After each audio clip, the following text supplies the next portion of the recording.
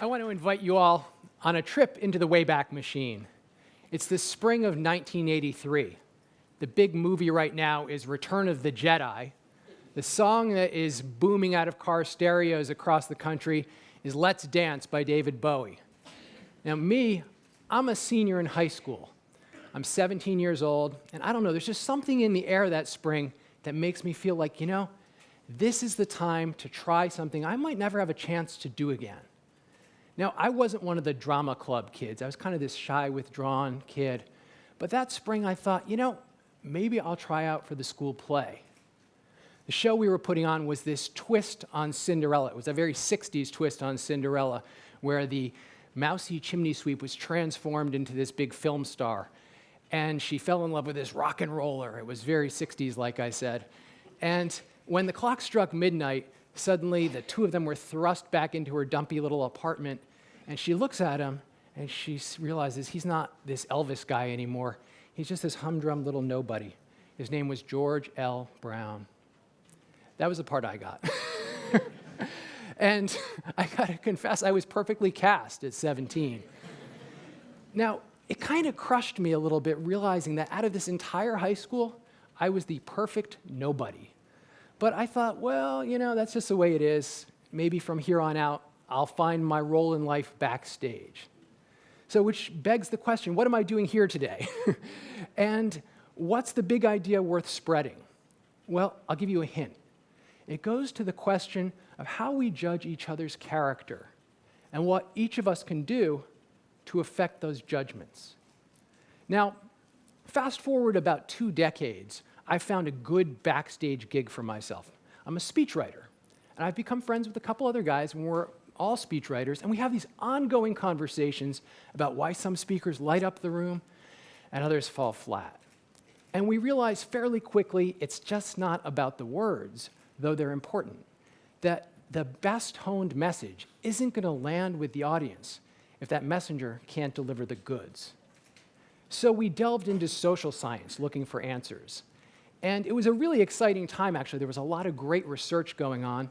We met a couple of researchers at Harvard at the time, and their names were Dan Benjamin and Jesse Shapiro. They were doing this great work, and ultimately we helped them fund this experiment they were doing.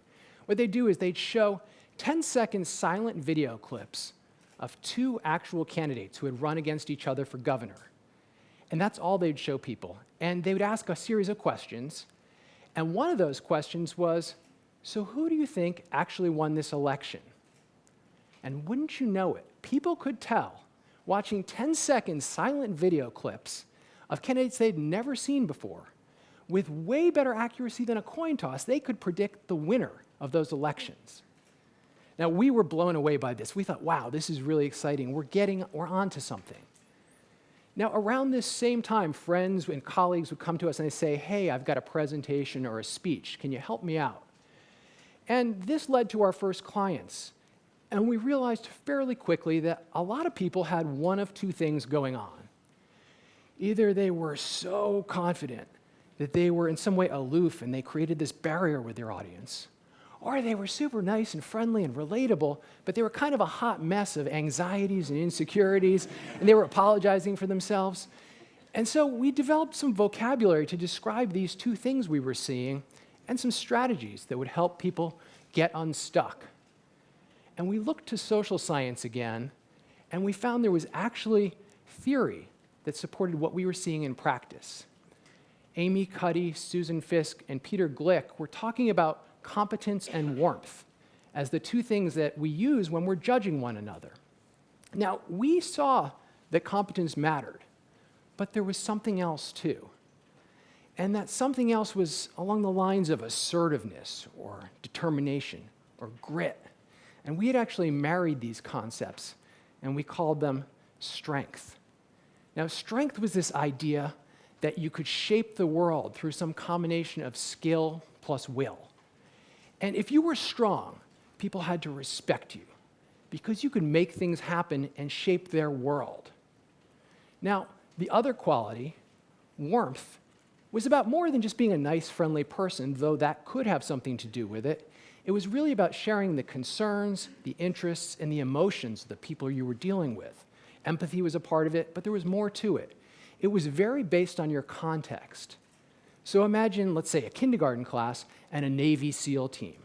Very different environments, right? But there's warmth in both of them, and that warmth is actually critical. It's the glue that binds us together. If you're warm, people find you likable and relatable, and they trust you, and ultimately they want to join forces with you.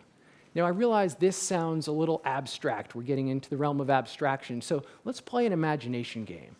So imagine people who embody the extremes of strength and warmth.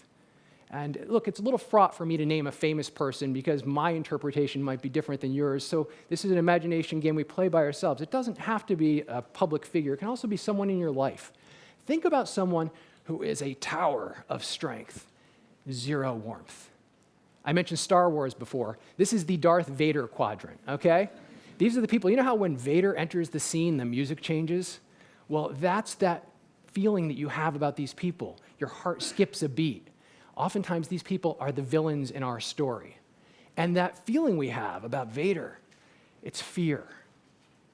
Now, how about the other extreme? The people who are super warm and relatable. We love these people, but they lack that skill and will that enables them to shape their own environment. A lot of times, these people come to us and they tell us about things that are going on, and maybe they've been wronged in some way, and we want to give them a protective hug and say, that's okay. Because that's the emotion we feel. Is a little bit of pity. Life pushes these people around. Okay, so now, neither strong, can't affect your world, or warm, we don't really like them so much. What about these people? Well, if we feel anything about them, it's probably something along the lines of disdain, like, ew. But more likely, we don't even really notice them. We typically forget them very quickly. Now, I mentioned before, when I was cast as George L. Brown, that was me, the perfect nobody. You just didn't notice me. Your emotional response an hour later might have been, who? That leaves us with these people who are high in strength and high in warmth. These are the people who have incredible capability, and they're on our team. Now, sometimes these are public figures, and sometimes they could be people in your life, a friend, a colleague, a family member. And the thing about them is we often make them leaders because these are the people who are going to get things done, and we know they have our backs. And the rest of us, we sleep really well at night, knowing that they're in charge. For most of us, these are our heroes, whether you think of them on the small stage or the large stage. Now, these judgments about strength and warmth, they're a big deal. Remember I said something about character earlier? Well, this is no longer about just being a good public speaker or a bad public speaker. This is about how people judge your character. And these judgments turn out to be a very big deal, like I said. They dictate who our friends become, who we date, who we marry, who we work with. They shape our social interactions with one another. Now, it's a huge thing to just to understand that. This strength and warmth lens is a very powerful thing to understand people. But acting on this insight is a little bit tricky, because strength and warmth have this tension with one another. Now, about 500 years ago, there was this out-of-work diplomat, and he was trying to stage what we would call a political comeback. And he did what a consultant might do today to stage a comeback. He wrote a book. Well, this guy, his name was Machiavelli, and he wrote a book called The Prince. Now, I'm sure a few of you read a bit of The Prince in high school or college, and now you're thinking, oh, Machiavelli, this is about guile and backstabbing and all that stuff. Not quite. Machiavelli asked this famous question I'm sure a lot of you know. He said, is it better to be feared or loved? Well, most of us don't remember the lines that just immediately followed, where he said, it would be best to be both, but it's difficult to unite them in one person. You see, Machiavelli perfectly understood these basic dynamics about strength and warmth, the things that make us seem strong, puffing out our chest or using big words or barking orders at people. They make us seem not so nice and kind of like a jerk. And conversely, the things that make us seem really warm and friendly, like doing lots of favors for people, bending over backwards and people-pleasing, they can leave us seeming like the proverbial nice guys who finish last. Now, most of us, we're a little bit this or a little bit that, and we don't give a lot of thought to whether we can shift that balance. I mentioned that I was the perfect nobody at a time in my life because I didn't project much of either of these qualities. Other people have other challenges. Some people just come on too strong. and other people are kind of scared of their own shadow. And here's the good news. Once you understand how these character judgments work, you don't need the fairy godmother to wave the magic wand, because it turns out that character is a choice about who we want to become. And we can actually make choices about this. Other people are going to understand our character and interpret it in our actions, and really in our interactions with them. And it's in those interactions that the Machiavelli dilemma is a bit of a false choice. It's not either or. People want us to be strong and warm, capable and caring. And we can actually choose to project strength and warmth differently than we do.